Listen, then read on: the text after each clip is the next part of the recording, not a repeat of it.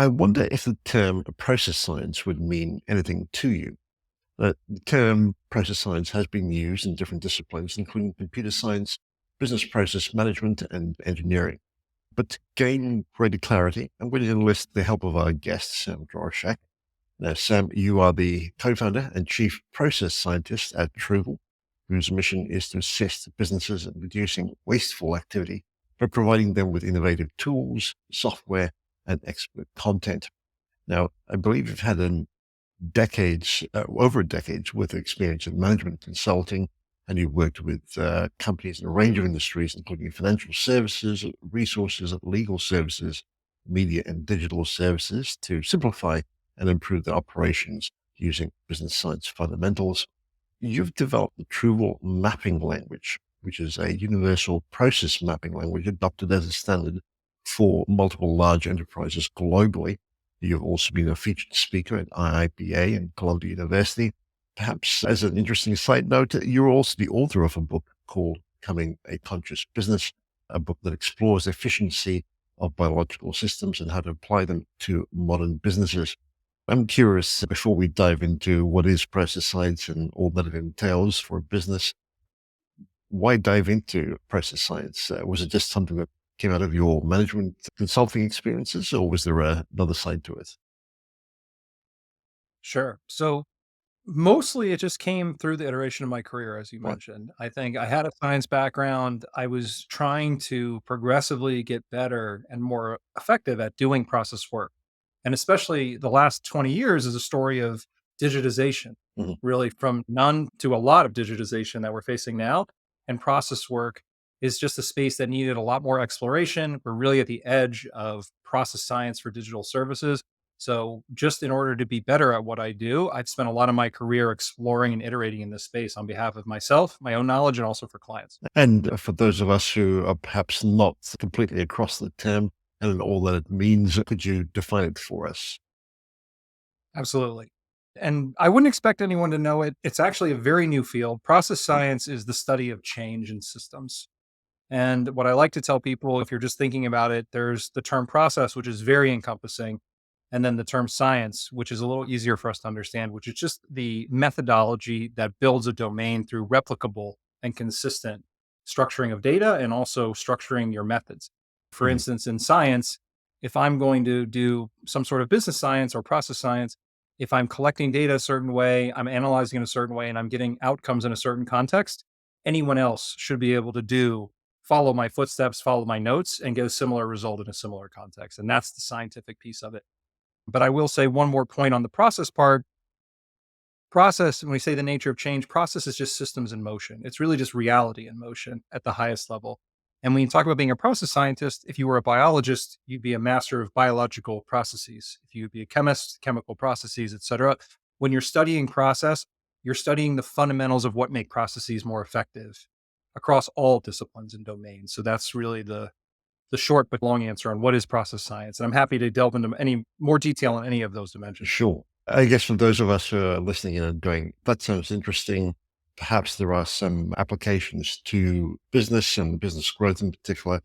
But are you aware of any statistics that show the application of process science has a bottom line impact to a business? Sure. So I don't have any statistics off of a reputable, oh, this institute studied process Mhm. sciences application and got these results. But process science in many forms through process improvement, process analysis have been being executed through consultancies for several decades, if not the better part of the 20th century. And I will say a lot of the success in these process improvement methodologies is really that people are spending a tremendous amount of money investing in consulting knowledge, investing in consulting support. Process is becoming a very hot topic, especially with automation, robotics, artificial intelligence. So I can't say definitively that I have a statistic in my back pocket that says you apply process science and Mhm. you're going to get X benefit or Y cost reduction. But it's definitely a field worth investing in. And there's a lot of people who would agree that it's the fastest way to get those benefits that you're looking for in the business context. Sure. I'd love to explore that in a bit, but I'm also curious, given your journey to date, what would you say would be your personal area of strength? Sure. So my personal area of strength is integration of different knowledge from different domains. And I think that's where I've been able to build a career around this process science concept and also been able to expand the field. And part of it is because I come from a natural sciences background. I've also studied business. I have my MBA. I'm studied in project management, change management. It's really looking at what are all the different disciplines you need to successfully implement change in organizations. And that's what's led me here. And I believe being open to studying different domains of knowledge and having an integrative approach is probably my greatest strength personally. And in that area of strength, what would you say is something that businesses don't know but should? I think for sure what we just talked about, that integrated skill set Yeah. is what businesses should know, or rather that solving problems, implementing new systems, implementing staff changes, operating model changes are always more complicated than people think. So I think the one thing I would want businesses to know is if you're thinking about executing a project and all you need is project management, you really need to broaden your horizon and think that every project includes change management and every change also includes process science and process management and process analysis. There is no project in which a business undertakes that does not involve all of those domains. So the more we can have a broader integrative approach, I think that would be what I'd like to share with all business owners and people who are practicing business. Mhm. As we wrap our minds around this, where does the Truvle mapping language come into the picture? Sure. Was there just a lot of confusion with terminology and other concepts as people try to define processes and map them out? Or was it something else? No, you nailed it on the head. That's absolutely it. There's no standard process language. There's a few that are very engineering oriented, Mhm. BPMN, if you're close to the space, UML, which is more for developers, but there's actually no human centric language. And that being the case, if you ask 50 people, consultants also, people even who are skilled in this space, to draw the same subject, map the process of the same subject, you're likely to get 50 different Hmm. variants of the same process because the language is not standard. And learning any of the standard conventions that some people use is a very high learning curve. So most people don't have the time or the cost to invest in that. So a lot of people are just using their instincts. So what we really try to solve with the Truvle mapping language is creating a very low learning curve, very accessible, human centric language that appeals to a lot of different stakeholders from different backgrounds and different persuasions so that we can have a common language that we can share process data around and also have some consistency. Because process, if you're looking at a process subject, it's infinitely variable. You can go high level, you can go extremely low level. There's nothing to help people not create that variation in studying the same process scope. So the Truvle mapping language is meant to lock in detail level, but also meant to be simple, approachable, just like we can speak to each other using a common language on this podcast. We're using English. Process professionals and project people need to have a common process language so they can also just be able to speak to each other and not Hmm. need a ton of confusion. So the Truvle mapping language is really meant to help solve some of those problems I just mentioned by being simple and accessible. Okay, brilliant. And Truvle itself, the platform, uh, how does that compare to perhaps some of the other online graphical type platforms to map out processes, etc.? Sure. Yeah, it's a great question.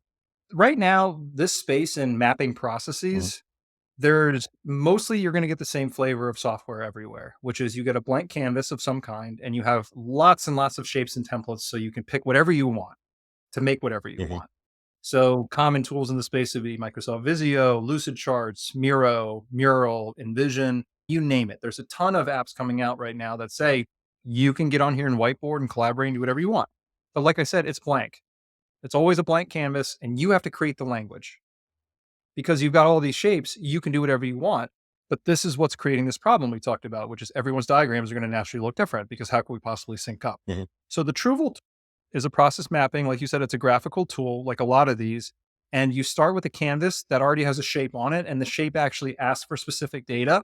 The workflow is guided, so users don't have a lot of options. And if you got on, Vinay, and then your friend got on tomorrow, your map is going to be written, your process diagram is going to be written in mostly the same language without even talking, because the tool itself has an opinion. Hmm. And it's actually guiding users through that opinion so you can build what we consider a strong process diagramming skill set without having to learn anything because the tool is going to help you with a structured approach. And that's the biggest difference. And in that way, it's quite different. It's significantly different from a lot of the competitors in the space. So is there a bit of AI in the background to guide the process for a user?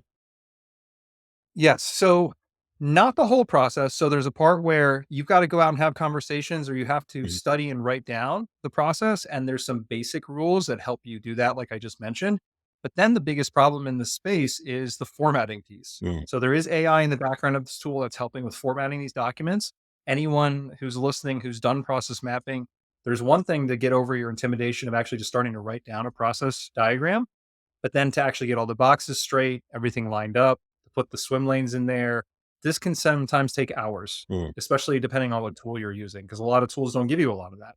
So the Truvle AI assisted formatting is actually you can write your notes in the tool however you want.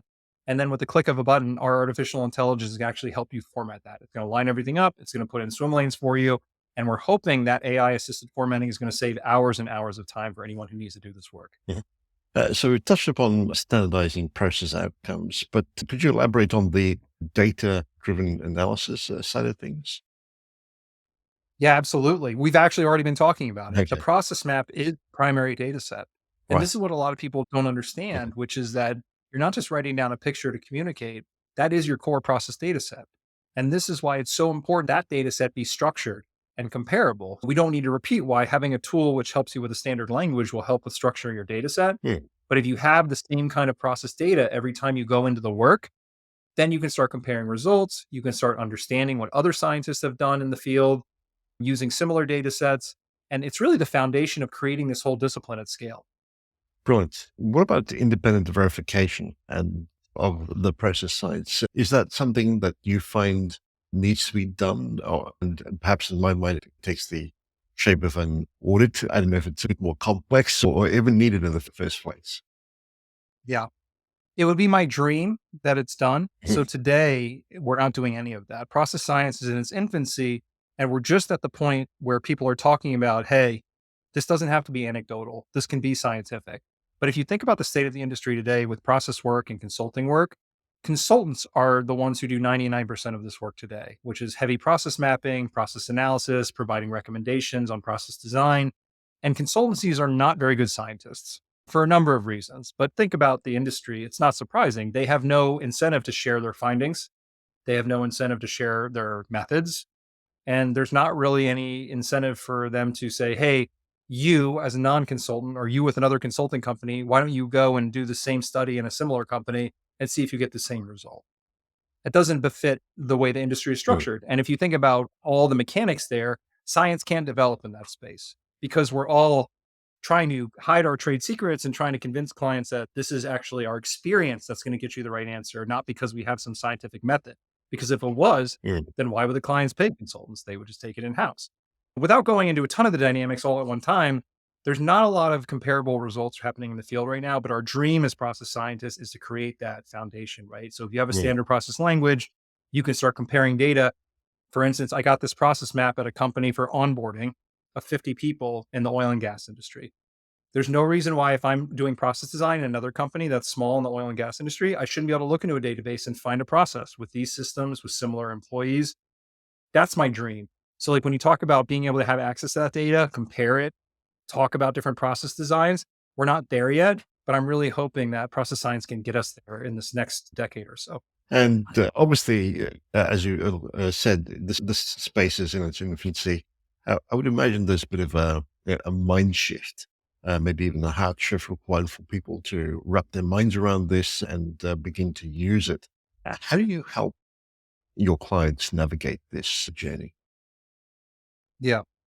I think the mind shift really starts with something I say a lot, which can be a trigger point for people, which is everything is process. Mhm.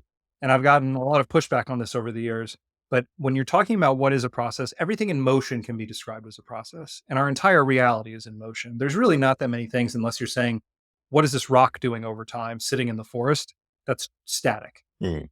So when you talk about your company, the first thing that we have to get over is when people say process, they immediately have this revulsion of, oh, that's bureaucracy, that's standardization at the expense of creativity. That's 50-page SOPs that are painstakingly written out or for an audit. And that's really not what process is about at all. Process is about understanding everything in your company, how it fits together, how all of your energy in the form of capital and human labor is being deployed to create Mhm. value for customers. That's all under the jurisdiction of process.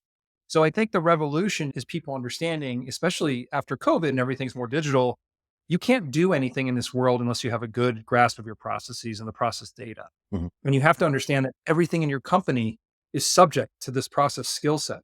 So that's the real revolution. And when you can internalize that for your business, that everything is process. If you want to be a good business person, you have to be a good process person. I think that's the change that needs to happen before we're all starting to say, Yeah. we need to invest in these. We have to make this investment.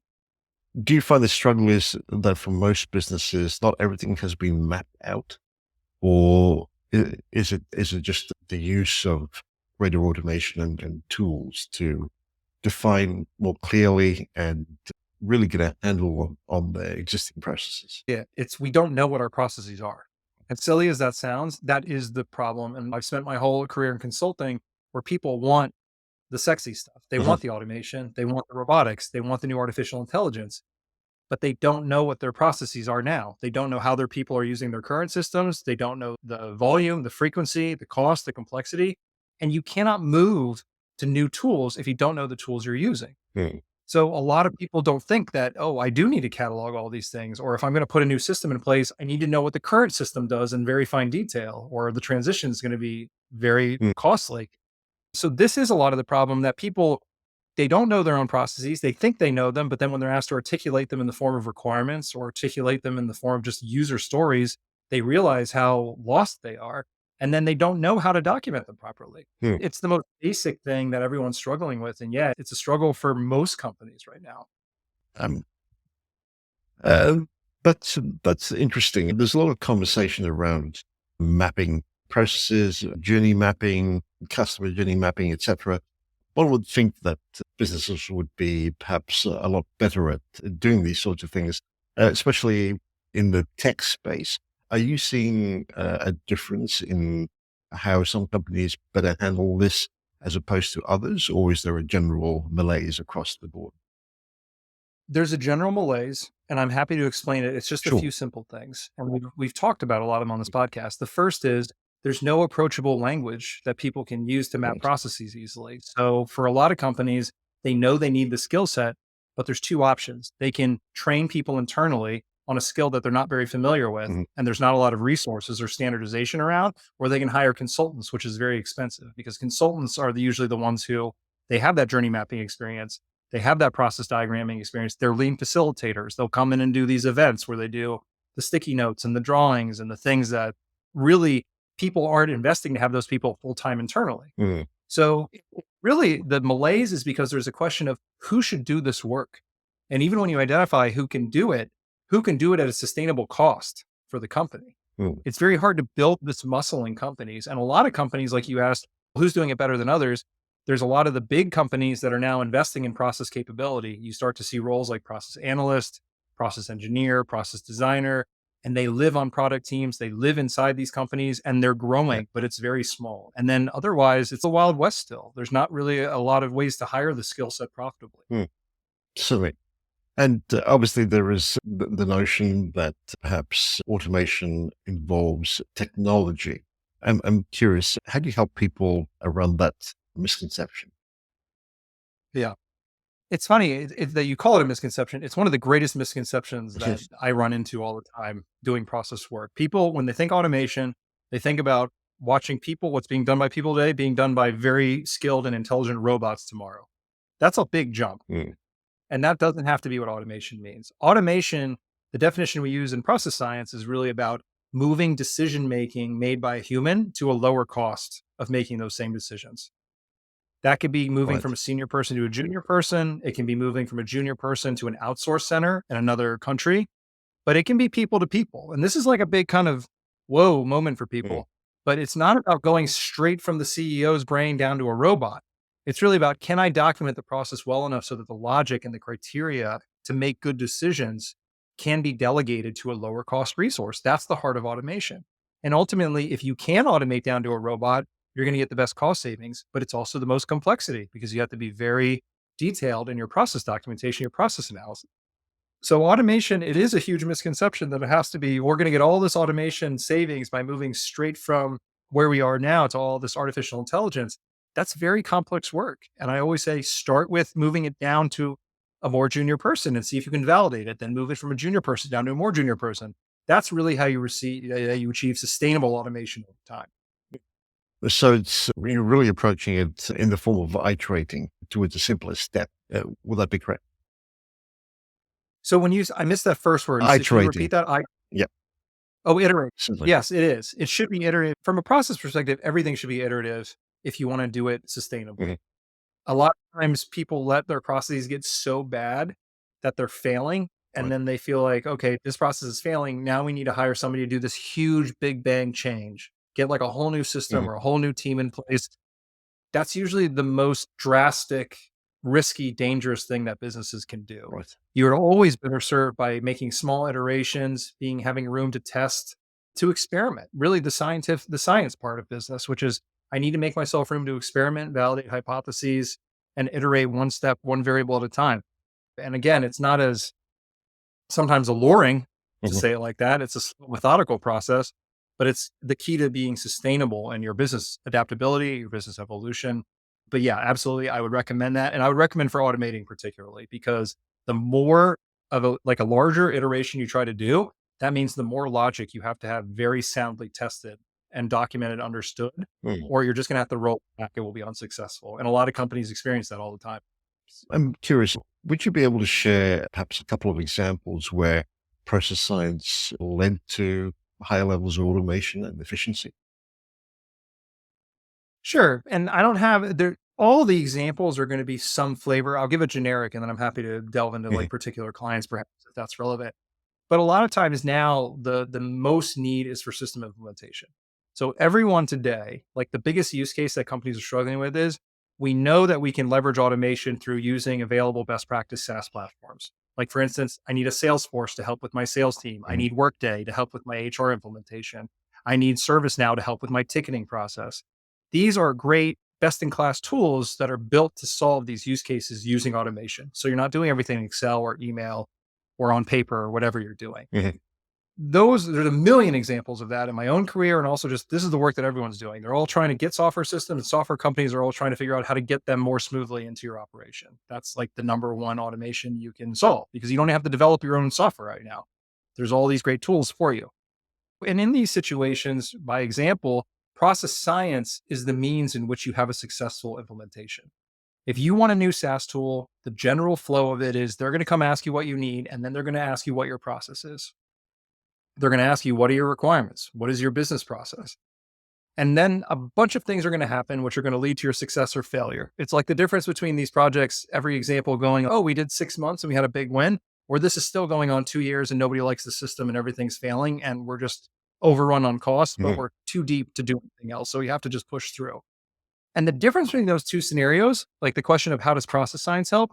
Process science helps with that whole life cycle to make sure there's a method to make sure you get through that curve with the least amount of pain.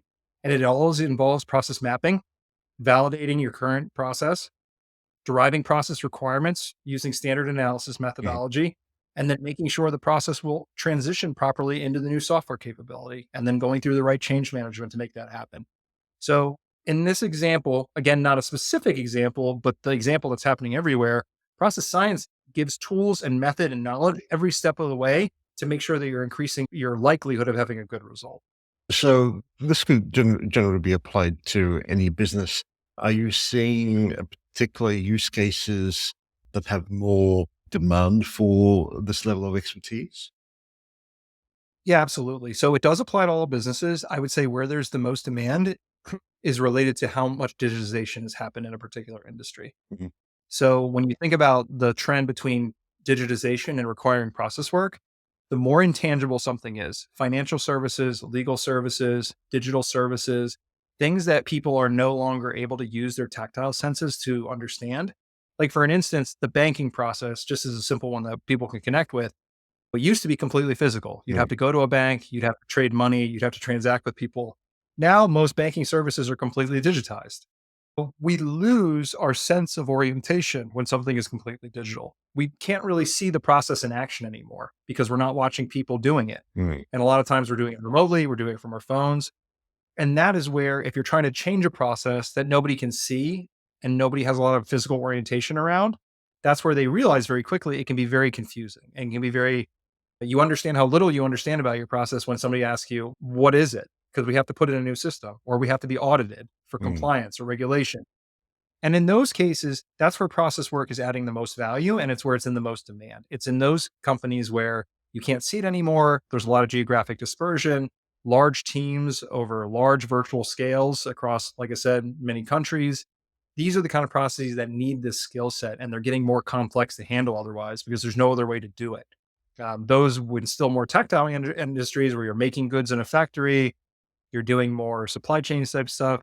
That still is, there's a huge need for process work, but it's not as pressing in some of these other industries where they don't have that same level of tactile sense.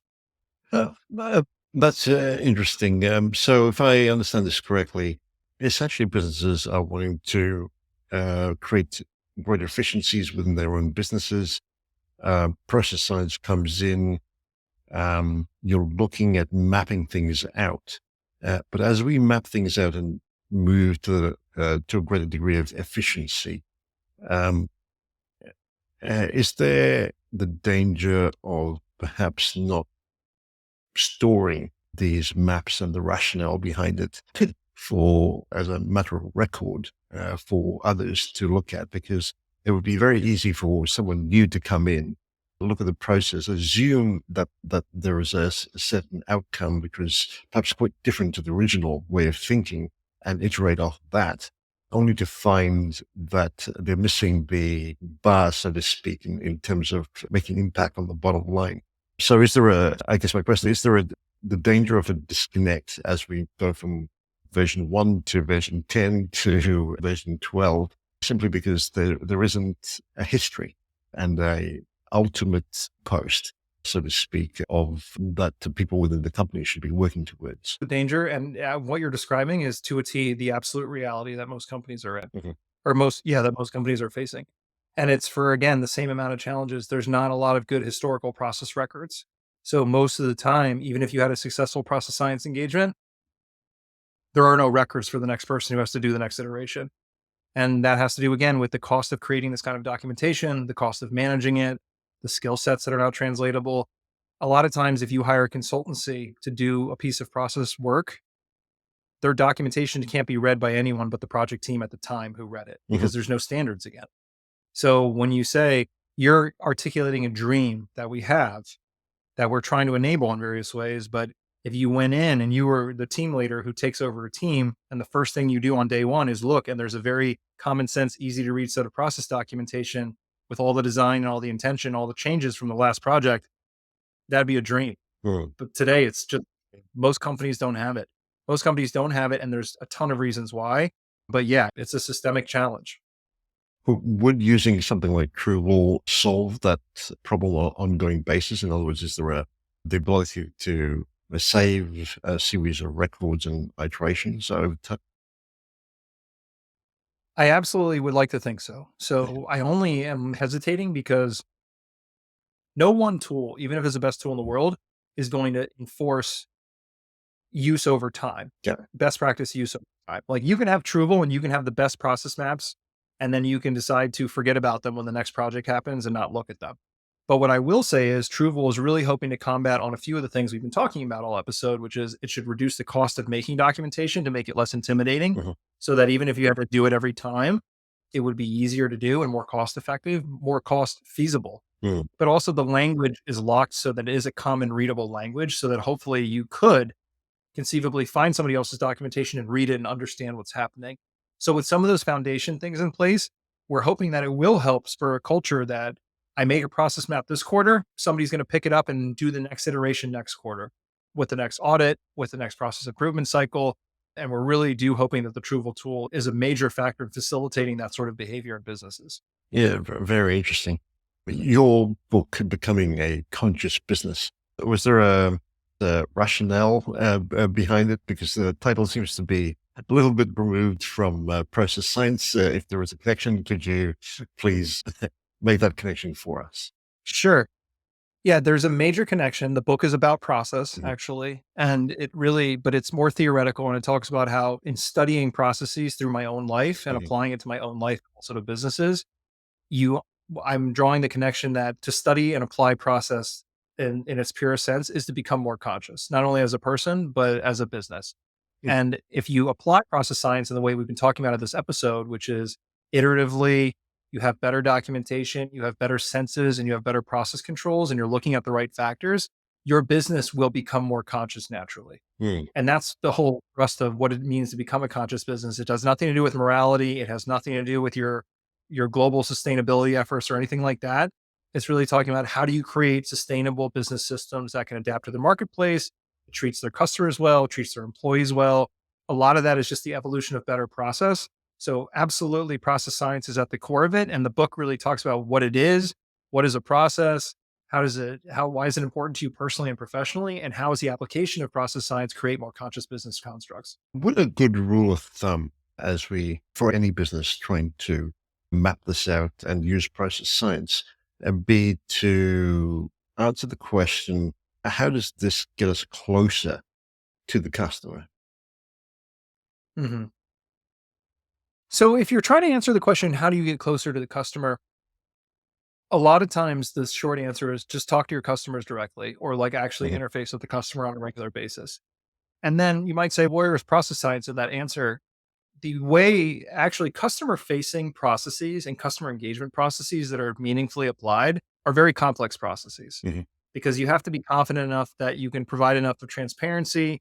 You have to be able to close the feedback loop with customers who are engaging. You have to create channels for that engagement. So it's actually a pretty complex workflow puzzle to get customers more involved with your business. So I would say that if you're talking about how do we use process science to create a more customer centric operating model, Mhm, it's pretty much through and through, right? It's mhm. all the tools. It's making sure that you have a very well derived value proposition, that you have good workflow and systems, that you have customers in mind in all your process design. And again, I'm going to always come back to process is everything. So if you Mm. have a good process science set, whether it's trying to increase customer engagement, increase customer value, reduce costs that you can pass on to customers, it's all going to be in the process science domain. Well, I know you mentioned user stories before, but I'm curious, how important is it to also get customer stories to, as you're looking at process science, in order to make a case for the outcomes that we're trying to achieve and paint a bit of a picture in terms of the realities of the impacts that it makes on other people's lives? I would say absolutely critical is the short answer. But generally, when you talk about the customer's involvement with process science, a lot of the technical terms are about understanding value. Mm, But the only reason the value exchange happening is because there's a customer as part of the equation. As a company, all of your processes have a value proposition. And that's either it could be an internal facing value proposition or a customer facing one, but the internal ones are all just to help the external customer facing ones. So mhm, you can really think about your company as just a collection of processes that serve customers.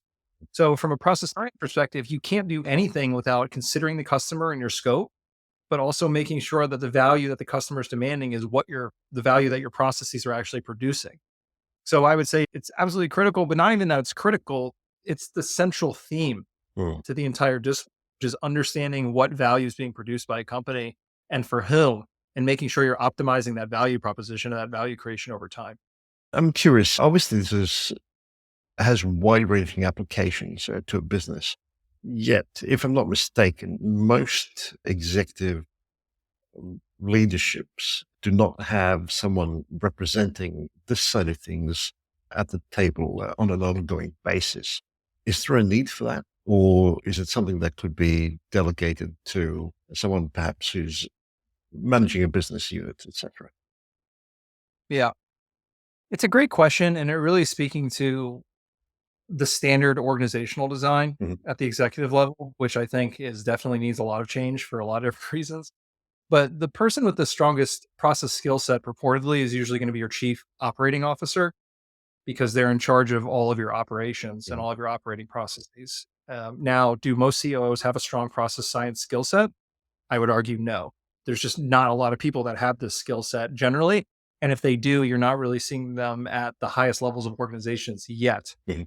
Although I would say it's probably one of the most critical things to be considering at that level of organization. And people are finding their way there, right? You can see that it's more a matter of what is this role? Where is it placed? Is Mhm. it is it a chief experience officer? Is it a chief process officer? Is it part of the COO or the traditional CIO? It's a mix. And I think that's where people are really struggling with it. And I don't have a good answer for you because it's still so new. People Mhm. know they need it, but they really don't know who should own it because there's people there. Let me add one more bit to it. Managing processes, there's two types of process management in businesses typically. There's operations management and there's project management. So when you talk about at the highest level in organizations, who should run the project portfolio at the highest level? Is it a CFO? A lot of times the CFO might be in charge of the return on the portfolio. Mhm. Or then on the operating side, who is it? So it's a lot of different people that need to have the skill set, but it has different meanings in different contexts. So I know I didn't answer your question. I'm just stabbing at different things. Sure. It's a tough question. Yep. I think we're going to see more organizations investing in a process center of excellence, is what I'm hearing it called a lot, or a Okay. process competency.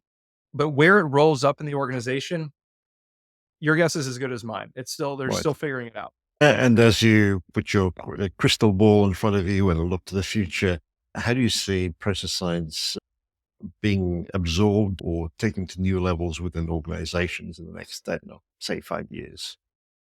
Yeah.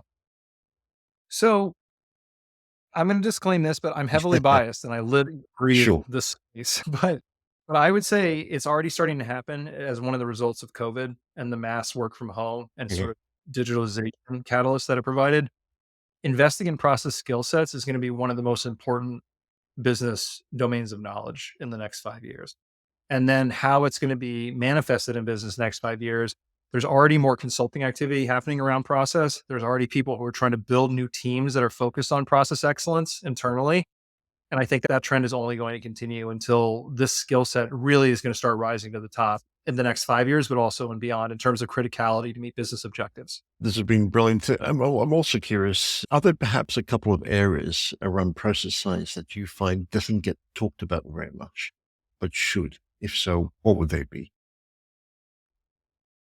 That's a good question. I think process mapping is definitely one of them. Mm. It's hard for me to say that because I talk about process mapping all the time.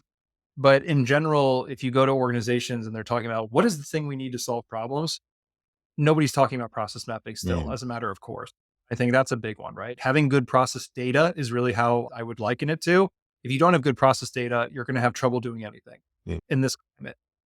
Other than that, the question was, what are people not talking about in Yep. terms of process science? Yeah.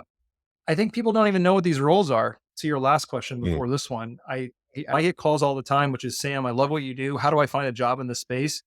There's still no consistency around job title, capabilities under certain job titles. Who do you go to? Mm. There's no national body. The project management is there's no national body. The prostitutes, there's still no this domain of knowledge. So there's just a lot of people who don't know anything about it. I don't know how I could say it more broadly. It's out there and everyone's asking for it, but they don't know what they're asking for yet. And it's truly new or truly at the very beginning stages of what I think is going to be the next evolution of business paradigm, like business thought. Yeah. This has been a very enlightening, Sam. To wrap things up, if you were listening to this episode, what would you say would be your top takeaway? You're saying if I was listening to this Yep. episode, what would be my top takeaway? Yep. I always hope it would be that process is everything. Mhm. I think that if I didn't know anything about process day or I had a preconceived notion about what process is or what it attached to, I would hope that I would gotten out of this episode that process is much broader and more encompassing than I originally Mhm. thought. And I think that would have served me very well if I was new to this conversation. And if listeners are curious and want to find out more or connect with you, where would you recommend they head to? Sure. So definitely Truvle.com, Truvle.com, if you're interested in our process mapping software, which is just about to release. Other than that, I'm very accessible. I'm the only Sam Drauschak online. So please feel free to reach out to me directly if you have any questions. I'm at sam@Truvle.com. My LinkedIn is Sam Drauschak. And yeah, I'd love to hear from you in any of those channels. Reach out if you have any questions. No worries. We'll include links to that in the show notes. Sam, thank you so much for doing this. It's been brilliant. Thank you for having me. Bye.